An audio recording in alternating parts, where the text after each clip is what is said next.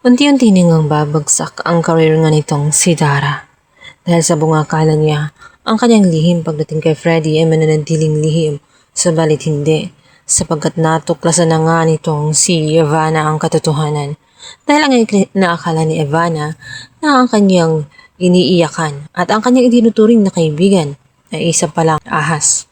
Nalaman niya ito mula din kay Minchi at kay Ginny na naging saksi sa pagtataksil ng kanyang asawang sa Freddy at meron pa nga ito nakuhang video. Ang naturang video ay kumakalat na sa internet kaya naman sirang-sira na ang pangalan nga nitong si Dara. Umiiyak si Dara dahil sa sobrang kahiya na kanyang nakamtan mula sa mga tao. Maging sa internet ay talaga namang umuugong ang kanyang pangalan at nagtitrending siya.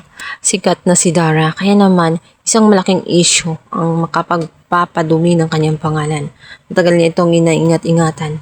At ayon sa kanya hindi siya papayag. Kahit na alam pa niya sa kanyang sarili na siya ay may kasalanan, hindi talaga siya aamin at talaga namang magpe-pretend pa siya na tela siya isang biktima.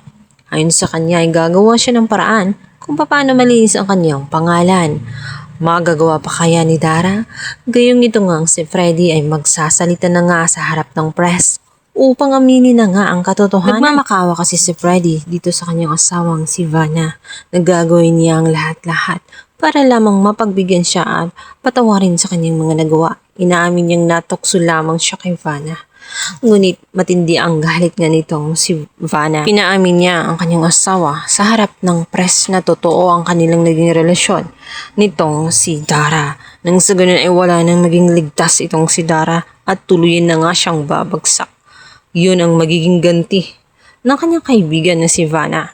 Wala na siyang awa, ang gusto na lamang niya ay makamtan ang hustisya na nararapat sa kanya. Wala nang kaibigan para sa kanya. Lalong-lalo na at isang plastic na kaibigan nitong si Dara.